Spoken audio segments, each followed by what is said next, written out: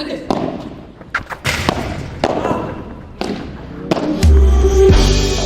tout terrain. Bonjour à tous, merci d'écouter Podio Tout Terrain. Tous les mois dans ce podcast, on vous emmène sur un nouveau terrain de sport. Et pour ce 9e épisode, on a choisi la piste de padel. Vous pratiquez peut-être déjà ce sport en pleine expansion ou vous avez envie de vous lancer. Alexis Raison a rencontré pour vous Arnaud Di Pasquale. Cet ancien tennisman professionnel est à la tête de la mission padel pour la Fédération française de tennis. Parce que oui, le padel est un petit cousin du tennis et après la quinzaine de Roland-Garros, ce sera à lui de connaître son heure de gloire. Du 11 au 17 juillet a lieu en effet à Roland-Garros le Greenwiz Paris Première Padel Major, l'un des tout premiers majeurs de padel au monde.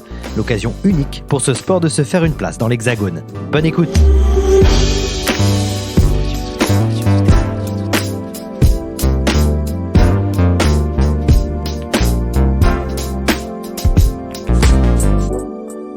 Bonjour Arnaud Di Pasquale. Bonjour. Alors on vous connaissait jusque-là comme ancien joueur de tennis professionnel avec une carrière marquée notamment par des huitièmes de finale à Roland-Garros en 99 et en 2002, par une médaille de bronze au JO à Sydney en 2000 évidemment, et une après-carrière médiatique notamment, consultant pour de nombreuses chaînes de télé depuis près de 15 ans, et vous avez aussi eu des fonctions à la Fédé de tennis jusqu'à être DTN, directeur technique national de 2013 à 2017. Et maintenant, on vous connaît, ou on va apprendre à vous connaître, comme ambassadeur d'une discipline qui est en pleine croissance puisque vous êtes en charge du padel à la FFT depuis un peu plus d'1 an. On aura l'occasion d'évoquer votre rôle, le développement du padel, le tournoi qui va attirer tous les regards en juillet.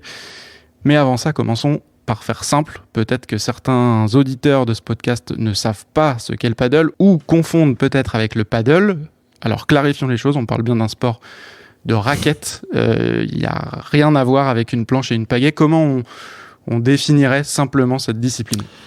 En effet, c'est assez confusant. C'est vrai que même encore aujourd'hui, même si la notoriété du padel grandit assez rapidement ces 2-3 dernières années, et d'ailleurs on a une étude là qui nous est revenue il n'y a pas longtemps, il y a quasiment maintenant une personne sur deux quand même qui fait le distinguo entre le paddle et padel. Voilà. Oui, donc déjà dans la prononciation, on va dire padel à chaque fois, un peu en mode espagnol, exactement. Qu'est-ce que c'est ? C'est un mélange de tennis et de squash. On compte exactement de la même manière qu'au tennis, au niveau du score. On sert à la cuillère. Ça ne se joue qu'en double. Et le squash, pourquoi ? Parce que il y a tout autour de la piste des parois donc vitrées finalement qui nous permettent de pouvoir récupérer la balle une fois que le rebond a eu lieu. Donc c'est pour ça, par rapport au squash, pour ceux qui y ont déjà joué, on peut se servir donc des murs. Là, ce sont des vitres et on peut jouer avec. Donc quand on vient d'un sport de raquette, on s'amuse très vite au padel, mais c'est vrai que quand on arrive du squash et qu'on a un petit peu cette dimension du rebond sur les murs et donc on arrive à appréhender justement un peu mieux peut-être les trajectoires, c'est vrai que ça peut être d'une aide assez importante. Maintenant, franchement, je crois qu'il n'y a pas de règles et je veux surtout pas qu'on s'enferme dans des pseudo-règles à dire le joueur de tennis joue très bien au padel. Oui, il y a des prédispositions parce que on a déjà tenu des raquettes. En fait, c'est plus le sport de raquette. Mais honnêtement, et c'est la force de ce sport et c'est pour ça qu'il rencontre un tel succès, c'est qu'il est quand même très accessible et que vous ayez pratiqué un sport de raquette ou fait du sport ou pas fait de sport du tout, j'insiste là-dessus, vous vous amusez tout de suite. Voilà, c'est assez rare finalement de trouver une pratique qui vous permet comme ça, dès les premières minutes quasiment, d'avoir des sensations et de progresser en fait très vite. On l'a dit, si ça se prononce à l'espagnol, c'est que c'est un sport qui tient ses origines d'Amérique latine d'abord, puis d'Espagne. C'est dans les années 2000 que ça a explosé vraiment en Espagne ? Avant même. Avant, ça fait... Alors, je crois que le padel existe en Espagne depuis 50 ans. En fait, il est arrivé, me semble-t-il, je crois que tout n'est pas très clair. Alors, je sais pas si c'est une légende, mais je trouve l'histoire assez sympa, du Mexique, où c'est un Mexicain, je crois, qui habite en bord de mer et veut se faire construire un terrain de tennis au départ. Sauf que il manque d'espace dans son jardin, donc le terrain a une surface réduite. Il joue. Sauf qu'il habite en face de la plage et c'est un petit peu embêtant parce qu'il va devoir à chaque fois aller chercher toutes les balles sur la plage. Donc, Et en fait, il décide de mettre un mur derrière pour bloquer justement les balles. Et c'est à partir de ce moment qu'il se dit, tiens, c'est quand même intéressant, la balle revient, et si on pouvait la jouer ? Et on va en mettre un petit peu tout autour. Et en fait, c'est comme ça que c'est né au Mexique, et qu'ensuite, le padel donc, a voyagé jusqu'en Espagne, et c'est en Espagne qu'il a trouvé refuge et qu'il s'est développé follement, puisque aujourd'hui, on est à 4 ou 5 millions de pratiquants quand même en Espagne. Donc c'est quand même colossal, il y en a partout. Et en France, où on en est aujourd'hui, le développement est encore un peu plus récent, ça fait une dizaine d'années que ça s'est développé, et là il y a une accélération encore plus récente. Ouais.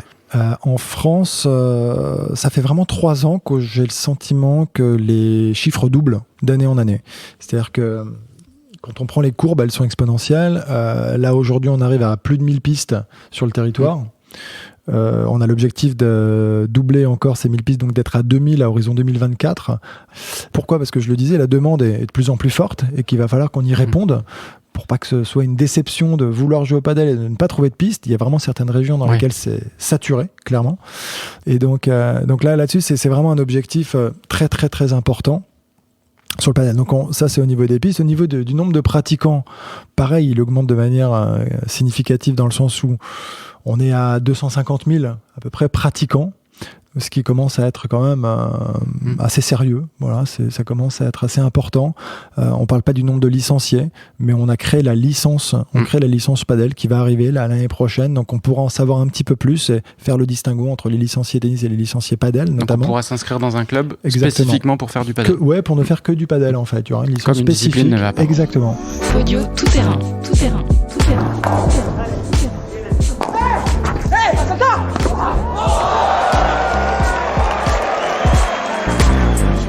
Avec Arnaud Clément, on a joué, je pense, 4 à 5 fois par semaine. Voilà, quand je parle d'addiction, mais c'est-à-dire que c'était devenu un truc où il fallait qu'on y soit le matin à 9h, de 9h à 10h30 tous les matins, ou alors le soir, on trouvait toujours un créneau, toujours une bonne excuse en tout cas, pour pouvoir aller jouer au padel. Podio tout terrain. Vous, Arnaud Di Pasquale, ancien tennisman pro, quelle a été votre histoire personnelle avec le padel ? Quand est-ce que vous l'avez découvert ? Est-ce que ça a été immédiatement un coup de cœur pour la discipline ? En fait, ce qui s'est passé, c'est que je retourne régulièrement à Casablanca, au Maroc, là où j'ai grandi, où j'ai encore ma famille, et dans mon club historique donc de tennis, dans lequel j'ai grandi, ils ont installé dans le fond du club 4 pistes de padel. Voilà, j'ai mon frère jumeau accessoirement qui s'y est mis, qui joue, qui me dit c'est un super sport. Je connais pas trop. Ça, c'était quand ? Ça, c'était en 2015, je pense à peu près, 2014, 2015, par là. Donc, quand je suis de passage, je pense avoir joué 1 ou 2 fois, mais sans m'être dit c'est fantastique, ou peut-être parce que je me disais aussi, mais j'en vois pas à Paris encore, j'habite Paris à ce moment-là, j'en vois pas autour de moi, je vois pas comment je vais pouvoir prolonger. Bon, le plaisir. Mais surtout, en fait, ce qui se passe, c'est qu'en 2017, pour mes 10 ans de mariage, on organise une petite fête donc à Casablanca au Maroc avec des copains, et on est plusieurs, et on se dit, ce qui serait sympa pour animer un petit peu ce week-end, on va se faire un petit tournoi de padel. Voilà. Et donc c'est là où on a senti vraiment l'esprit, la convivialité, le côté accessible, parce que pour le coup il y avait vraiment des gens d'horizons très différents, sportifs, non sportifs. Tout le monde s'est régalé. Et aujourd'hui, ce qui est fou, c'est le taux de transformation depuis ce jour-là. C'est-à-dire que tous les copains qui y étaient sont devenus des joueurs de padel. Il n'y en a pas un qui ne joue pas régulièrement, et même très régulièrement. Et ont tous progressé du coup. Mais même quand... Enfin, c'est là où je ne saurais pas comment trop le formuler, mais même quand tu n'es pas très bon, en fait, tu as vraiment l'impression de pouvoir être très bon. Et c'est génial. Alors, c'est pas juste illusoire, mais ça donne envie en fait d'y retourner, parce qu'il suffit d'un ou deux très bons coups pour finalement égayer et satisfaire pleinement un joueur de padel. Ça fait partie de ces sports qui sont un peu addictifs. Ah ouais, complètement. Complètement. Et donc à partir de là, donc ça c'était en 2017. Et depuis 2017, en revanche, après, moi je suis sorti de la Fédé et pendant 6 mois, c'est simple, ou quasiment, j'exagère, je vais peut-être pas être trop exagéré, mais avec Arnaud Clément, on a joué, je pense, 4 à 5 fois par semaine. Voilà, quand je parle d'addiction, là, mais c'est-à-dire que c'était devenu un truc où voilà, il fallait qu'on y soit le matin à 9h, de 9h à 10h30 tous les matins, ou alors le soir, on trouvait toujours un créneau, toujours une bonne excuse en tout cas, pour pouvoir aller jouer au padel. Et aujourd'hui, votre pratique, c'est très assidu ? Ça a été très assidu jusqu'à il y a 1 an, et l'âge faisant, une rupture partielle de la ponévrose il y a 1 an, donc j'ai dû je parle comme un athlète, là c'est nul.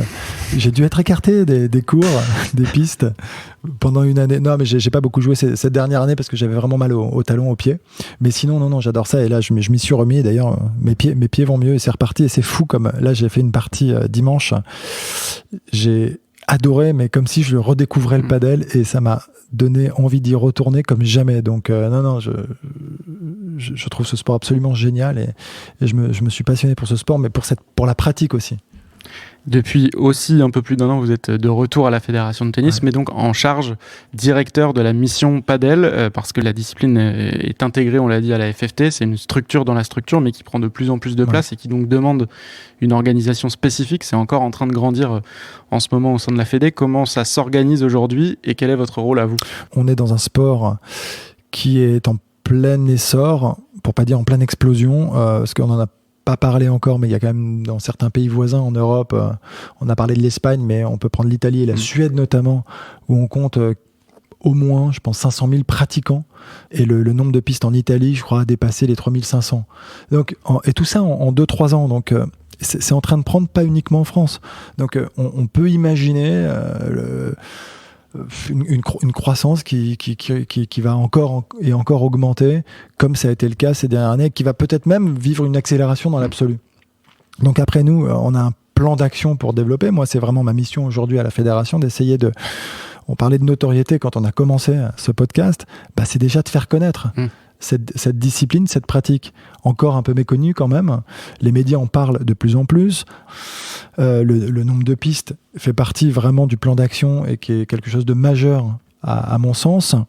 Le développement des compétitions. Donc on doit aussi structurer toute la compétition. On a d'autres volets, notamment travailler sur l'enseignement. C'est-à-dire qu'aujourd'hui, si on met tout ça en place, ça veut dire que demain, il va falloir enseigner.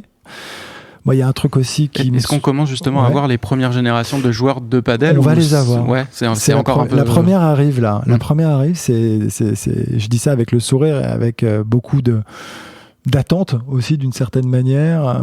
Il y a de l'inconnu, mais on a des premières générations là. Alors, je sais, ils ont commencé jeunes, mais pas comme en Espagne encore ou en Amérique du Sud. Donc c'est la première génération qui arrive, avec quelques jeunes qui commencent déjà à très bien jouer. Donc des joueurs qui ne sont pas arrivés du tennis ni du squash, c'est des joueurs de padel. Exactement. Des joueurs, des vrais joueurs de padel, issus du padel. Donc on est un petit peu sur tous les fronts. On n'a pas beaucoup parlé du côté professionnel en France. Quel est le niveau du padel français, chez les hommes, chez les femmes ? On a 2 filles qui sont dans le top 50 mondial. On a une fille notamment qui est dans le top 20 même, donc qui commence qui a percé l'année dernière, qui joue très très bien. C'est Alix Colombon qui joue avec une Espagnole. Et les meilleurs joueurs français, ils ont tendance à aller en Espagne pour s'entraîner, c'est ça ? Complètement. Alors ça, aujourd'hui, vu qu'on avait, je parle un peu au passé parce qu'on va essayer de les développer, ces compétences sur le territoire, on les a pas forcément encore. Il va peut-être nous falloir un petit peu de temps, mais c'est aussi un des objectifs. Et les filles et les garçons, les meilleurs, ceux qui sont pros, parce qu'on parle du monde pro là, ils sont pros. Alix Colombon, Léa Godalier aussi, qui est 38e mondial. Et on a chez les garçons un joueur dans le top 100, même si on a une densité de plus en plus importante dans le top 200 maintenant. Lui, Benjamin Tison, est 65e mondial. Ça fait maintenant 2-3 ans qu'il est parti à Barcelone et ses progrès sont phénoménaux. C'est quand même assez impressionnant. Et on ne l'avait jamais vécu par le passé avec pourtant d'excellents joueurs. Voilà, c'est celui qui aujourd'hui est en train de montrer la voie dans un monde partagé entre l'Argentine et l'Espagne. Avant d'entrer dans le détail du tournoi qui va avoir lieu au mois de juillet à Paris, une dernière question, on va dire à l'échelle fédérale, est-ce qu'on peut ou est-ce qu'on doit envisager à court, à moyen, à long terme que le padel se détache dans les instances de la fédé de tennis et devienne un sport à part avec une fédé à part ? Un sport à part, oui, mais pas avec une fédé à part, en fait. D'accord. Je crois que ce sont deux choses très différentes. Moi, à mon sens, on est très complémentaires. Il faudrait surtout pas, justement... on n'a pas... on n'a absolument pas cette volonté. Au contraire, on doit se servir l'un de l'autre d'une certaine manière. J'ai vraiment le sentiment que nous, la FFT, aide le padel à se développer.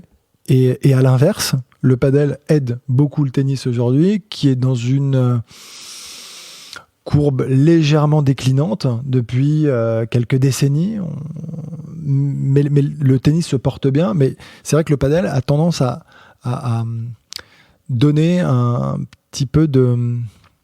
En fait, on parle un petit peu comme des vieux, là, souvent à dire, on se souvient dans les clubs de tennis, quand on était jeune, il y avait de l'ambiance, c'était fun, on se croisait, on buvait le petit coup, on était au bar. En fait, le padel remet ça au goût du jour, mais vraiment.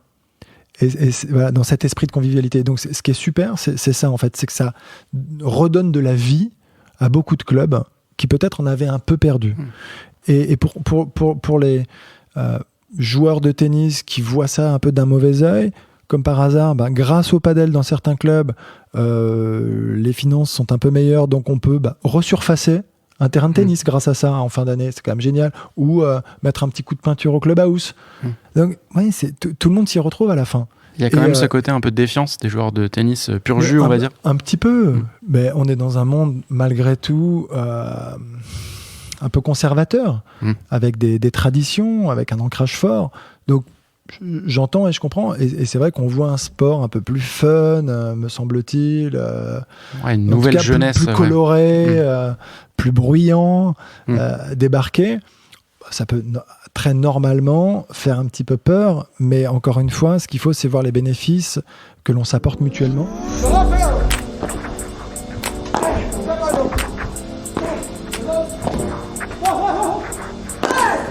Podio tout terrain.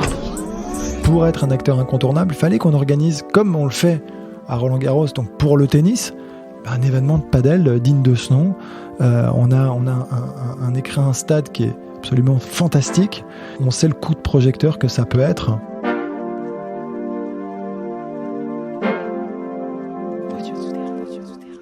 Arnaud, on enregistre aujourd'hui cet épisode de Podio tout-terrain à Boulogne-Billancourt au CNE, Centre National d'Entraînement de la Fédé de Tennis. On est donc à 2 pas de Roland-Garros qui concentre l'attention en ce moment des passionnés de tennis évidemment, mais qui concentrera bientôt l'attention des passionnés et des curieux, c'est le but, de padel, puisqu'en juillet aura lieu pour la première fois un tournoi de padel dans le complexe sur le stade de Roland-Garros, notamment sur le cours Philippe Chatrier.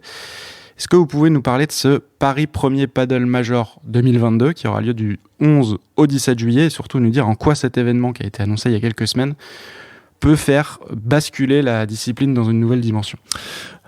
Alors, déjà, on part de loin dans le sens où s'il y a un an, quand on en parlait avec Gilles Moriton, le président, avec Amélie Oudéa-Castéra, et qu'on avait ce projet en tête, on en parlait comme un doux rêve, en se disant et si on organisait une compétition de cette envergure donc, au stade Roland-Garros. Voilà, et on se le disait. Et ce doux rêve s'est transformé en une réalité, là, il y a quelques semaines, en effet, avec donc un événement à Roland, avec, il faut imaginer, moi je le visualise, donc c'est absolument fantastique, une piste de padel sur le central, c'est absolument génial. Et quand on dit, oui, c'est ce genre d'événement qui peut faire passer justement ce sport dans une autre dimension, clairement, on avait envie d'être un acteur incontournable sur la scène internationale. Et pour être un acteur incontournable, il fallait qu'on organise, comme on le fait à Roland-Garros, donc pour le tennis, un événement de padel digne de ce nom. On a un écrin, un stade qui est absolument fantastique. Et on sait le coup de projecteur que ça peut être. Et d'ailleurs, on voit toute la communauté en France, depuis qu'il y a eu cette annonce, qui n'arrête pas de nous solliciter pour savoir quand est-ce que la billetterie ouvre, quand est-ce qu'il y aura des loges. Et donc, on aura 6 pistes de padel. Le central, cours numéro 2, 3, 4, 5, 6. Donc, on mettra des pistes de padel sur les cours de tennis que l'on protégera, bien entendu. Puis une ambiance différente aussi de celle du tennis. C'est pour ça qu'on disait que c'est différent. Et donc, on sera plus dans un esprit un peu plus spectacle, récréatif, show, festif. Voilà, dans le côté fun, un peu moderne, coloré. Ce tournoi major de Paris fait partie donc d'un nouveau circuit qui s'appelle Premier Padel, qui a pour ambition de devenir un circuit mondial avec 25 tournois d'ici 2024. Ça commence en 2022 avec 4 rendez-vous. Il y a eu Doha en mars, il y a Rome en ce moment même, Paris donc en juillet, et ça se terminera par Mexico, le berceau du padel, en décembre. Exactement. Ce nouveau circuit qui n'existe pour le moment que pour les hommes, il entre en concurrence avec 2 autres déjà existants, l'APT American Padel Tour, qui est devenu international depuis l'année dernière, le WPT World Padel Tour, qui est une ligue privée fermée, qui a d'ailleurs créé la polémique il y a quelques mois sur la manière dont les joueurs étaient liés contractuellement à la ligue, et ça a obligé d'ailleurs les joueurs à monter un syndicat. Bref, sans trop rentrer dans le détail, mais on comprend. Alors d'une part, c'est pas forcément facile de s'y retrouver, mais on comprend aussi que c'est un sport qui est en train de se structurer, de Exactement. se construire. Ouais. Est-ce que c'est un enjeu aussi de devenir facilement et rapidement lisible au niveau des circuits et de comprendre ce qu'on est en train de voir? Non, mais ce que vous dites est essentiel. C'est-à-dire qu'on ne peut pas rester avec plusieurs circuits trop longtemps.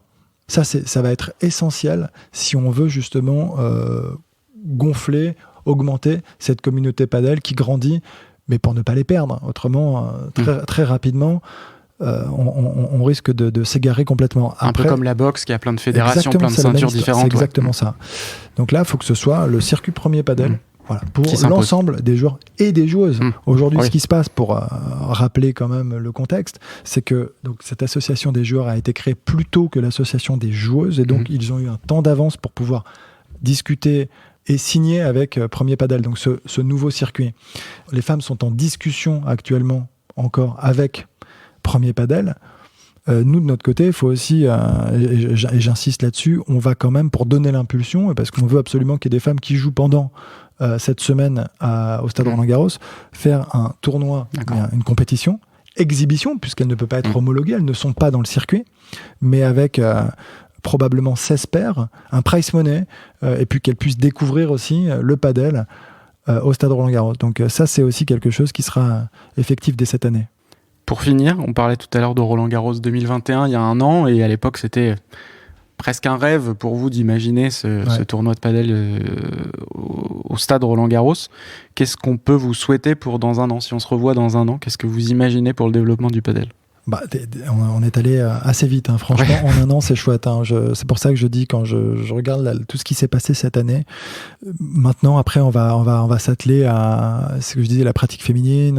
C'est plus les jeunes aussi, créer vraiment les écoles de padel, dynamiser les clubs, en fait, l'animation des clubs avec l'enseignement, sans vouloir uniquement être concentré sur le haut niveau. C'est de manière vraiment très globale, mais je pense que c'est là qu'on doit beaucoup travailler pour faire connaître encore cette discipline, parce que même s'il va y avoir cet événement, ça suffira pas à continuer de faire des actions. Enfin, voilà, j'ai l'impression qu'on a vraiment lancé ce qu'on voulait mettre en place. On va aussi l'analyser, il va falloir digérer tout ça et voir ensuite les prochaines orientations qu'il faudra donner justement à notre plan d'action. Mais j'ai le sentiment que ces derniers temps, on a quand même eu le vent dans le dos. Et ça fait du bien. Merci beaucoup Arnaud Di Pasquale. Merci à vous. Et rendez-vous en juillet. Merci beaucoup d'avoir écouté l'épisode 9 de Podio Tout Terrain. Comme d'habitude, si ça vous a plu, n'hésitez pas à liker, à noter, à partager, à commenter l'épisode. C'est vraiment très précieux pour nous. Merci évidemment à Arnaud Di Pasquale pour son accueil. Désormais, grâce à lui, vous êtes incollable sur le padel et peut-être même tenté de vous exercer. Merci à la Fédération Française de Tennis, la FFT, qui a permis l'enregistrement de ce podcast. Je vous rappelle d'ailleurs les dates de l'événement padel à Roland-Garros. Le Greenwich Paris Première Padel Major, c'est du 11 au 17 juillet, dans l'enceinte même de Roland-Garros. Vous trouverez toutes les infos sur le site de la Fédération Française de Tennis, fft.fr, et puis le lien directement dans le descriptif de cet épisode. Et puis on a une bonne nouvelle à vous annoncer. Podio fête son premier anniversaire. On est déjà très fiers du chemin parcouru, même s'il reste encore beaucoup de choses à imaginer. Merci en tout cas à tous ceux qui nous suivent, qui nous soutiennent et qui nous ont déjà fait confiance. Alors pour fêter ça, on vous annonce l'organisation d'un webinaire autour du podcast de sport avec Thomas Mertz de l'excellent podcast Confidence Sportive. La question est simple, est-ce que l'avenir du podcast de sport est radieux? Chez Podio, on a tendance bien sûr à penser que oui. De nombreux invités ont accepté de participer à l'événement. Vous pouvez retrouver la liste et le détail des différentes tables rondes sur le compte LinkedIn de Podio. Podio, je vous le rappelle, c'est POD2IO. Allez-y dès maintenant pour vous inscrire. Et puis Podio produit des podcasts, bien sûr, mais a aussi pour objectif de recommander les meilleurs podcasts de sport. À l'occasion de l'anniversaire de Podio, vous pouvez donc retrouver sur le site podio.fr jusqu'au 31 mai les 40 podcasts de sport recommandés depuis un an. Et puis à partir du 1er juin, une nouvelle liste de podcasts de qualité sera en ligne pour faire plaisir à vos oreilles cet été. Sur le site, vous trouverez aussi facilement l'option pour vous abonner à la newsletter. En quelques clics, vous pouvez être informé des nouveautés Podio tous les mois. Le prochain épisode de Podio Tout Terrain sortira d'ailleurs le 22 juin prochain. Abonnez-vous dès maintenant pour ne pas le rater. Et à bientôt donc pour découvrir ensemble de nouveaux terrains de sport.